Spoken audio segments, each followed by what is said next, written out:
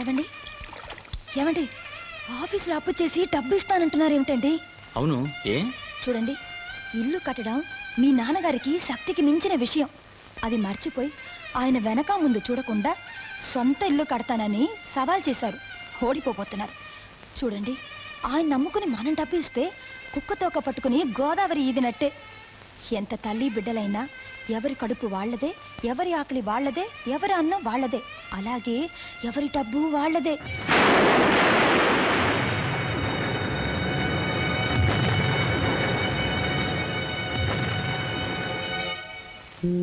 ఇది concrete compound వాడు ఇక్కడ నుంచి లోపలికి దారి మరి ఈశాన్యంలో బాగుండాలి.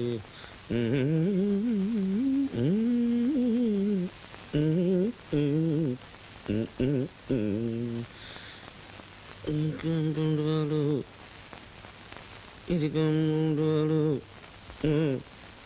నాన్న, రాత్రి మీకు డబ్బిస్తానని చెప్పినప్పుడు నేను ఒక విషయం మర్చిపోయాను. ఏట్రా చెప్పరా, ఏమిట్రా మర్చిపోయావు? కిందటి నెలే ఆఫీసులో అప్పు చేసి మిరాండాకి డబ్బిచ్చాను. అది తీరితే కానీ ఆఫీసులో రెండోసారి డబ్బివ్వరు నాన్న.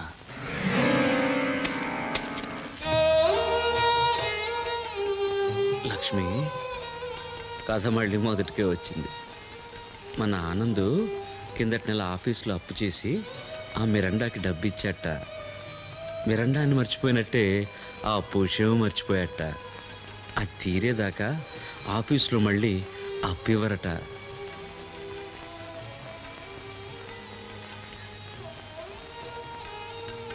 పిచ్చిదానా, బాధపడుతున్నావా? నేను బాధపడలేదు. ఆ డబ్బు నేను ఏర్పాటు చేస్తాను.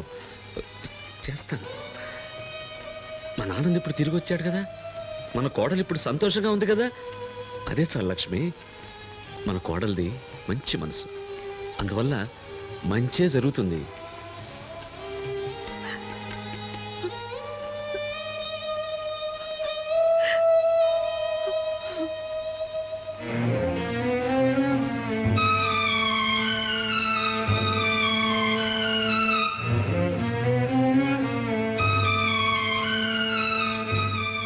నమస్కారం సార్. ఎందుకో రమ్మన్నారట? రండి రండి రండి. చూసారా ఈ డ్రెస్సులన్నీ ఎలా ఉన్నాయి? చాలా బాగున్నాయండి. ఇవన్నీ మీ అబ్బాయికే. మా అబ్బాయికా? జూనియర్ ఆఫీసర్ అంటే మాటలా? ఆఫీసరా? అవును, నెలకి 2000 జీతం. 2000? మీ అబ్బాయిని ఎంత ఎత్తుకు తీసుకువెళ్ళదలిచానో తెలుసా? ఏమిటి సార్ మీరు అనేది? అవును, మీ కంటికి అందనంత దూరం తీసుకువెళ్ళబోతున్నాను. ఢిల్లీకి. ఢిల్లీకా? అవును, శంకర్కి ఢిల్లీలోనే ఉద్యోగం. ఇటు పైన మీరు మీ అబ్బాయితో మాట్లాడాలంటే నా ద్వారానే మాట్లాడాలి. అదేమిటి సార్? మరి టెలిఫోన్ మా ఇంట్లోనేగా ఉంది. అవునవునవును. అతి తొందరలో మిమ్మల్ని ప్లాట్ఫామ్ మీద చూడాలని నా కోరిక. సార్? అవును, రేపు శంకర్ని ఫస్ట్ క్లాస్లో ఢిల్లీకి పంపిస్తున్నాను. మరి మీరు రైల్వే ప్లాట్ఫారంకి రారా? ఆ ప్లాట్ఫామ్ మీదికా? అవునవును, తప్పకుండా వస్తాను. నేను ఆ ప్లాట్ఫామ్ నాదో మట్టి బుర్ర.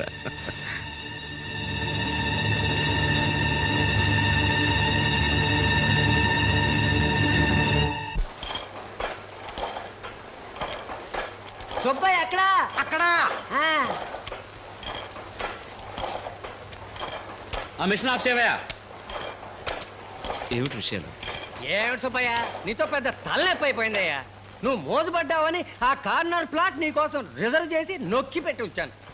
నువ్వేమో ఉలకో పలకో, మిగతా వాళ్ళు ఆ స్థలమే కావాలని నా ప్రాణాలు తోడేస్తున్నారు. అది కాదు బుల్లెట్ గారు. అదేమి కాదు. సాయంకాలం 6 గంటల్లోగా 3000 ఇస్తే ఆ స్థలం నీది, లేకపోతే ఇంకోళ్ళది, అంతే.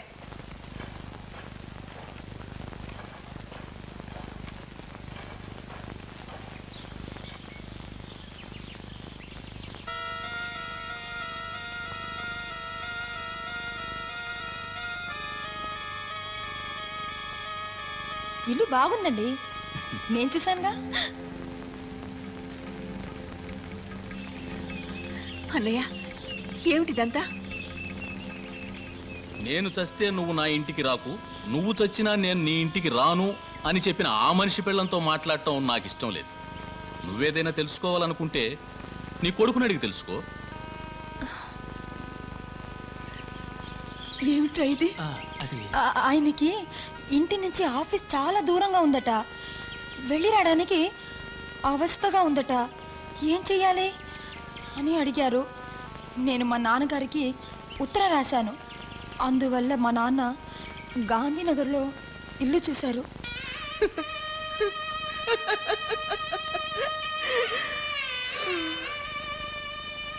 ఏరా, ఈ మధ్య నువ్వు మాట్లాడమే మానేశావా? వినడానికే నిశ్చయించుకున్నావా? నీకు ఇల్లు కావాలని ఎక్కడో గుడివాడలో ఉన్న మీ మామగారికి ఉత్తరం రాయాలని తెలిసిందే. ఇక్కడే ఇంట్లో ఉన్న మీ అమ్మా నాన్నలకి చెప్పాలని తెలియలేదట్రా. ఇప్పుడు మీ నాన్నగారు వచ్చి అడిగితే నేనేం సమాధానం చెప్పాలరా? ఎలా చెప్పాలో తెలియకే కదా నాన్న లేనప్పుడు పెడుతున్నాం. పద పార్వతి, వర్జం వస్తుంది.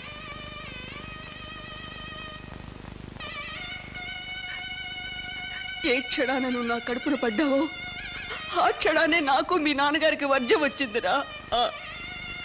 అది ఇప్పుడే మమ్మల్ని విడిచిపెట్టి వెళ్ళిపోతోంది. ఒరేయ్, పోరా, పో.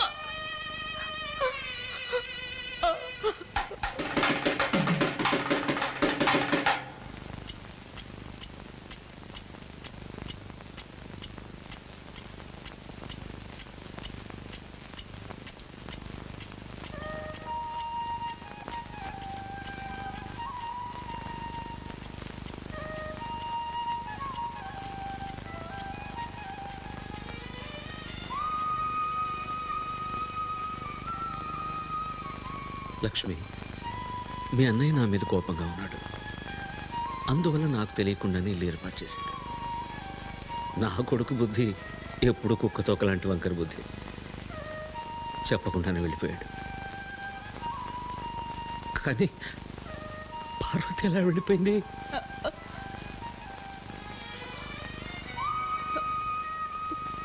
మనం పార్వతిని కోడలుగానే చూసాం,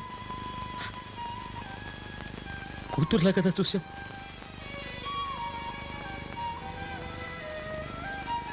అవునులే, రాముడు ఉన్న చోటే సీతకు అయోధ్య.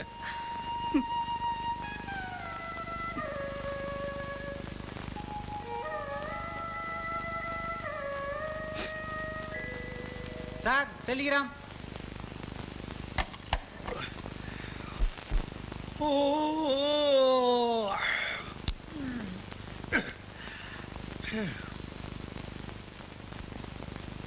ఏమిటి మావయ్య, మీరు ఇక ప్రెస్కి వెళ్ళలేదా? పొద్దున్నే వెళ్ళాను, పగలంతా పనిచేశాను. సాయంత్రం అయింది కదా వచ్చేసాను. ఇప్పుడు సాయంకాలం అయిందా? నేను ఇక పొద్దున్నే ఉన్నానే. అంటే ఆనంద్ ఇల్లు వదిలిపెట్టి వెళ్ళిపోయిన విషయం నీకు తెలియదు. ఆనంద్ ఇల్లు వదిలిపెట్టి వెళ్ళిపోయాడా?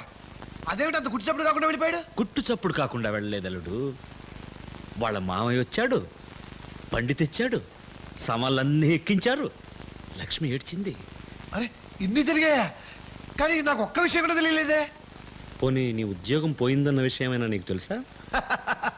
చాలండి మావయ్య వేళకోళం. వేళాకోళము లేదు, శ్రీకాకుళము లేదు. నీ ఉద్యోగం పోయింది. ఆ దుబాయ్ షేక్ నీ వీసా క్యాన్సిల్ చేశాడు. దుబాయ్కి వెళ్ళవయ్యా, దుబాయ్కి వెళ్ళవయ్యా అని చెవిలో ఇల్లు కట్టుకొని చెప్పాను. విన్నావు కాదు? ఇదిగో టెలిగ్రామ్.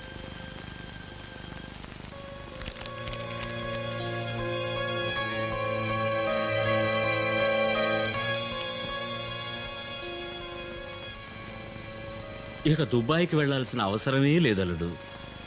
24 ఏళ్ళు వచ్చే వరకు నా కూతురికి పెళ్లి చేయలేక ధర్మపిండం పడేశాను.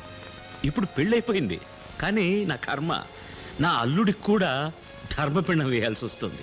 నువ్వు ఊరుకో, నువ్వు ఊరుకో. చాలా సంతోషం అల్లుడు. మనసుకు ఎంతో ఆనందంగా ఉందమ్మా. నీ మొగుడికి ఉద్యోగం కూడా ఊడిందిగా. ఇక పని పాట ఏమీ లేదు. 24 గంటలు మీదే రాజ్యం. తుమ్ము లేపేయండి.